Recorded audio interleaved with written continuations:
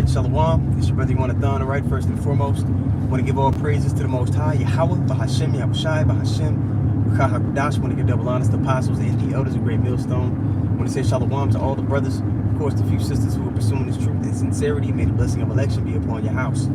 Yeah, man, so I seen a bunch of different brothers do the video on the bill or whatever that the UN passed, okay, to give authority over to and I'm not gonna make that lesson on this. I'm gonna go look more into it, but give authority over to the UN and the global crisis.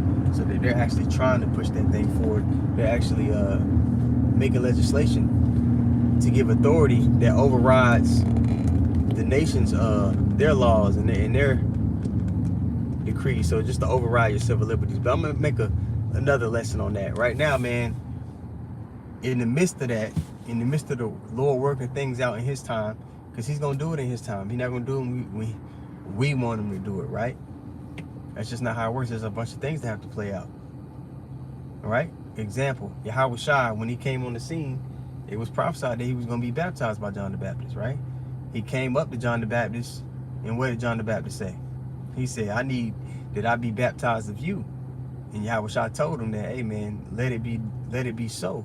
For prophecy's sake, so to speak, right? That's what has to happen. So there's certain things that got to play out on the Lord's time. I'll just read it in Ecclesiastes 3. Let me get to it real quick. Ecclesiastes 3:1, it says, "To everything there is a season and a time to every purpose under heaven." Now, when you look up that word time, it's like, let me see, get it here. H6256, I thought.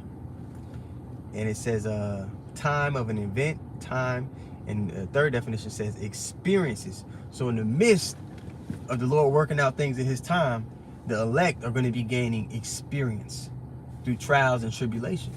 You understand? Let's jump down to verse 10 here in Ecclesiastes 3. You jump down to verse 10. Let me see here. It says, "I have seen the travail which God hath given to the sons of men to be exercised in." Okay, you look up that word exercised, you get Anah. We got a brother in the camp named Anah. And it says to be occupied with, to afflict, to oppress, to humble, be afflicted. Okay, and then in the third definition down there, you'll find be humiliated. So we're going to be broken down. We're going to be, how was humiliated. We're going to go through different tests in order for us to gain the experience for when the scopeo of the world is on the men of the Lord. We're going to be so refined at that point, so they're going to be like, man, these must be the people of Yahweh. So during this grace period, we're being refined to the point to when the whole world's eyes are on us. Now, people are paying attention to us now, but it's going to get to a point where we are the main topic in the earth. And at that point, the elect have to be refined to, in a way to where it's like, it's no doubt about it. These are the people of the Lord. The Lord's going to be glorified through His man. Okay, let's go get that word patience. It make me think about that word patience. We always go into it. When you get that word patience in the Edom Online, let's read this definition. Check it out. All right, it says patience. This is on the Edom Online. It says quality of being willing to bear adversities. Calm endurance, can being composed, not being in a panicky and a worried spirit as all hell is breaking loose in this place, because it's about to. All right, calm endurance of misfortune, suffering. Okay, patience, sufferance, permission.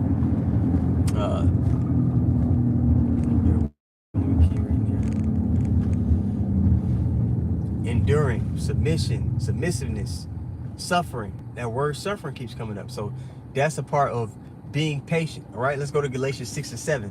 It says, "Be not deceived, God is not mocked." All right, when you talk about God not being mocked, you look up that word, it literally means to sneer. Okay.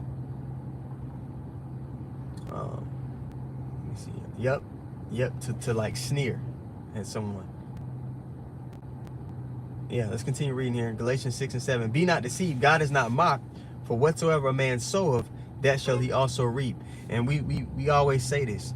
Your daily sacrifices, how you conduct yourself today, what you give your time to now, you're establishing your eternal reputation. When you approach your day, you gotta approach it. I know it can get mundane, you just kind of get in a cycle, but you have to be in the mind frame of, I'm establishing my eternal reputation right now. Who you're going to be recognized as in the kingdom is going to be traced back to how you conducted yourself right now. That's a big deal. Every day is a big deal.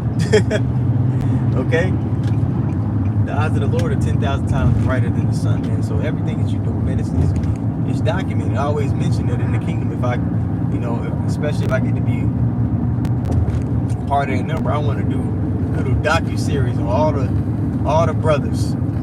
Whatever that may look like in the kingdom is not gonna be how we imagine it now. But I want to, do that in the kingdom, man. So all the nations, they can have examples and look back to you. Like, look at the men, look at the lowercase gods. Look at when they were in bodies like ours. Look at how they conducted themselves in the flesh. Let me continue on here. I want to jump to Hebrews 10 and 36. It says, for we need of patience, look up that word patience. For we need of patience, that after ye have done the will of God, ye might receive the promise. So we got to be patient. And now that you know what patient means, and we looked it up, we got to calmly endure misfortune for that promise, for that reward, man. You get me? Now let's go to Hebrews, the 12th chapter, and I'm going to just start at verse 3, right? It says, for consider him that endured such contradiction of sinners against himself, Yahushua. He suffered as a sinner, man, even though he was completely upright in that lifetime. Hebrews 12 and 3. For consider him that endured such contradiction of sinners against himself, lest ye be wearied and faint in your minds. Remember what Yahushua did for you? Remember how he held it down so that you could even have something to look forward to.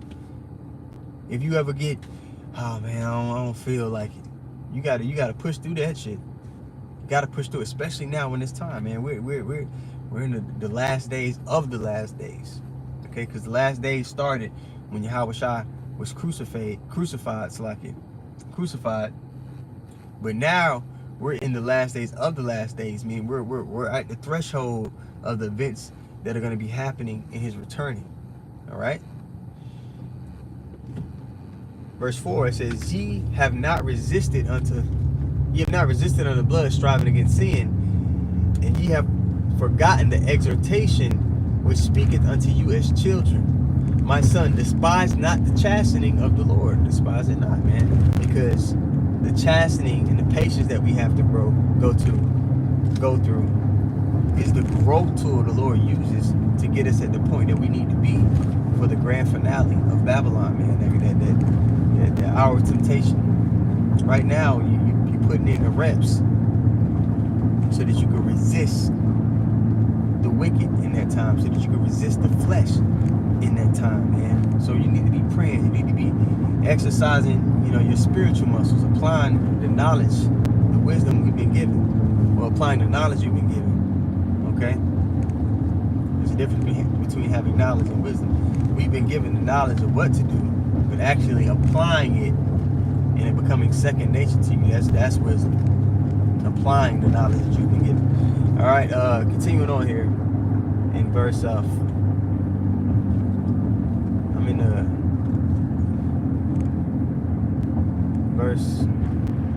just start at verse 5 again. And it says, and ye have forgotten the exhortation which speaketh unto you as children. My son, despise not the chastening of the Lord, nor faint when thou art rebuked of him. You gotta remember, man, we getting refined, but we also paying for transgressions we may have done in this life and in past lives. You see? So don't ever sit there and think, oh man, this ain't fair. Bullshit. Scriptures also tell us that our righteousness is filthy rags, man. None of us are really worthy of what the Lord is getting ready to give us. Okay? And it's a light affliction.